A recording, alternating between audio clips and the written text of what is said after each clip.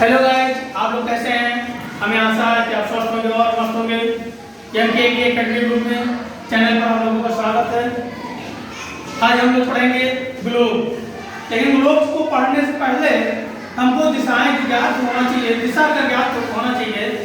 बहुत लोग दिशा में कंफ्यूज हो जाते हैं पूरब और पश्चिम में, क्योंकि कभी कभी पूरब को पश्चिम मान लेते, पश्चिम को पूरब मान लेते हैं। और साथ साथ तो आज हम सबसे सरल तरीके से आपको बताते हैं। आप लोगों ने चर्च गए होंगे या नहीं गए होंगे तो किताब में देखा होगा ईसा मसीह जी को। तो ईसा मसीह जी हमारे कैसे खड़े होते हैं? ऐसे खड़े होते हैं। तो ऐसे खड़े होने का मतलब है कि जो आपका दाएं हाथ है या बाएं हाथ है, तो इसके पे हम आपको दिशा की ज्ञात बताते हैं। तो हम पहले क्या करेंगे, एक हम गेट बनाएंगे। ये हमारा एक और एक व्यक्ति हो गया। एक व्यक्ति चुका है, जो सर है ये हमारा उत्तर हो गया। ये इसका पैर है, ये दक्षिण हो गया। और जो इसका दाहिना हाथ है, यानी एक हमेशा याद रखिए कि जो आपका दाहिना हाथ होता है, जब हम ऐसे करते हैं तो दाहिना हाथ हमारा क्या होता है? पूरा होता है। तो हमेशा याद रखिएगा कि जो हमारा दाहिना हाथ है, जैसे आप हमारा इधर आया तो ये हमारा क्या हो जाएगा? पूरा। अब पूरा जब ज्ञात हो गया तो पश्चिम ऑटोमेटिक ज्ञात हो जाएगा। पश्चिम यानी आप हमेशा याद रखिए, जिधर भी हम खड़े होंगे, जो हमारा दाहिना हाथ होगा उधर हमारा क्या होगा? पूरा होगा। क्योंकि दिशा यही, हम पूरा और पश्चिम में कंफ्यूज होते हैं। तो हाँ, जैसे आप कंफ्यूज हो, मन में तुरंत ईसा मसीह बन जाए और बनने के बाद तुरंत दाहिने हाथ पे जाएं और दाहिना पे जब से जाएंगे वो आपको पूरा दिशा के ज्ञात हो जाएगा कि दाहिने हाथ पे हमारा क्या था? पूरब था। और जब दाहिने हाथ का पता चल गया पूरब है, तो बाएं हाथ का ऑटोमेटिक पता चल गया पश्चिम है। तो ग्लोब को हमको पढ़ने से पहले, ग्लोब हो या मानचित्र हो, कुछ भी हो, उसमें हमको दिशा की ज्ञात होना बहुत आवश्यक होता है। क्योंकि जब तक दिशा नहीं ज्ञात होगा तब तक हम कुछ नहीं कर पाएंगे। हाई स्कूल के पेपर में हो या मानचित्र देखना हो या ग्लोब ही देखना है, हमारे सामने आ जाता है। अब हमको दिशा ज्ञात होगा तभी तो हम बोलेंगे कि उत्तर दिशा में है, दक्षिण दिशा में है, या पूरब में है, पश्चिम में है। जैसे आपको बता दिया गया तमिलनाडु आपके दक्षिण क्षेत्र में है, या आपको बता दिया जाए राजस्थान आपका क्या कहते हैं? पश्चिम क्षेत्र में है। तो आप कैसे ढूंढेंगे? जब दिशा ज्ञात होगा तभी तो ढूंढेंगे। तो ये हमारी दिशा था। अब हम पढ़ते हैं ग्लोब। क्या पढ़ते हैं? ग्लोब। तो ग्लोब तो हम सभी जानते हैं कि एक ये गोलाकार है जो किसी खगोलीय पिंड या आकाशीय क्षेत्र से है। और ये ग्लोब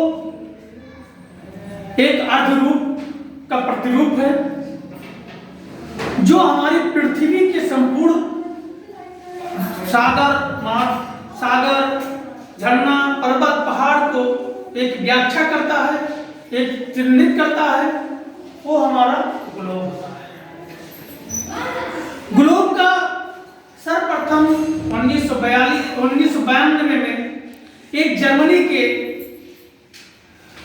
बरहेम महोदय ने इसकी कल्पना किया था, इसको बनाया था।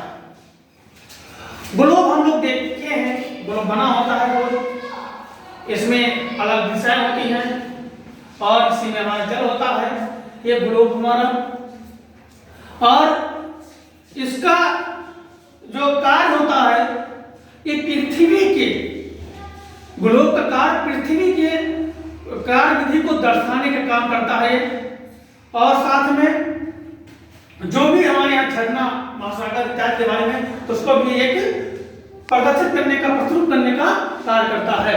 तो ग्लोब जो हमारा था, ग्लोब का ज्ञात जो था, ग्लोब का ज्ञात 150 ईसा पूर्व स्ट्रोबो से क्या था?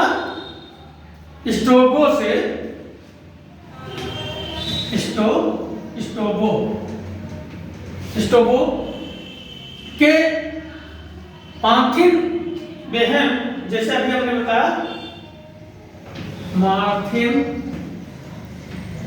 बेहेम, बेहेम रहेगा, बेहेम ने किया था, ने किया था।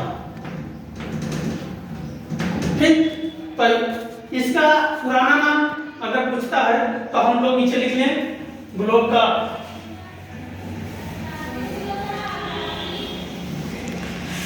तो लिख लें पहला पॉइंट, ग्लोब का पुराना नाम, पुराना नाम ग्लोब का पुराना नाम डर्डाफेल था, था। दूसरा पॉइंट ले लें, ग्लोब का ज्ञान सर्वप्रथम 1492 में मार्थिर बेहेम ने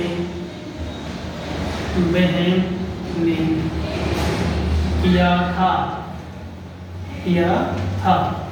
तीसरा पॉइंट लिखे, ग्लोब का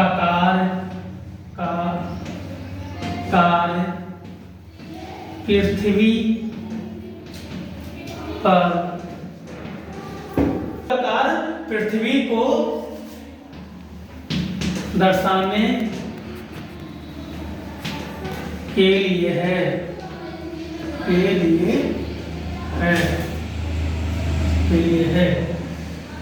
तो ग्लोब का ज्ञान सर्वप्रथम 1492 में मार्थिन है, टिन होगा, मार्टिन बेहेम ने किया था। और ग्लोब का कार्य होता है पृथ्वी को दर्शाने के लिए, ठीक है। और ग्लोब के बारे में इसके इतना ही, फिर आगे हम लोग पढ़ेंगे ग्लोब के में एक जो काल्पनिक रेखाएं हैं उस रेखाओं के बारे में। तो आज एक थोड़ा सा बेसिक था, आप लोगों की दिशा कैसे ज्ञात करना है।